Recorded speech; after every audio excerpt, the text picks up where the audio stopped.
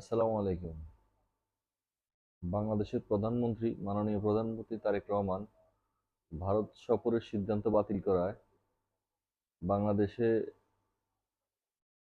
ভারতের সাবেক high commissioner বিনা সিকরি, পিনাক রঞ্জন চক্রবর্তী, হর্ষবর্ধন শ্রিংলা, প্রণয় ভার্মা সহ বাংলাদেশে ভারতীয় যেসব দালাল সাংবাদিক রয়েছে, যেমন আনিস আলমগীর, নবনীতা চৌধুরী, দেন আপনার পান্না, আরো কতগুলো আছে, এগুলো স্টুপিড সাংবাদিক, চেষ্টা সাংবাদিকগুলো রাস্তাঘাটে ঘুরে বেড়াতে দেখতাম। এদের মাথা খারাপ হয়ে গেছে। এদের সাংবাদিকতা বা এদের কথাবার্তা দেখে মনে হয় যে এরা বাংলাদেশের নাগরিক নাকি ভারতের স্বার্থ দেখে। একটা স্বাধীন দেশের প্রধানমন্ত্রী উনি সিদ্ধান্ত নেবেন যে উনি কি যাবেন কি যাবেন না, এটা ওনার ব্যক্তিগত ব্যাপার, ওনার দেশের জনগণের ব্যাপার।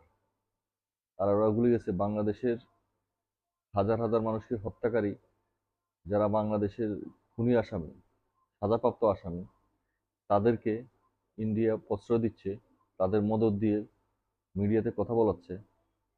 বাংলাদেশের প্রধানমন্ত্রী এসব সহ্য করে কিভাবে উনি ইন্ডিয়াতে যাবেন, যখন ওইসব আসামিকে ফেরত চাওয়া হয়েছে, এখন তাদের মাথা খারাপ হয়েছে।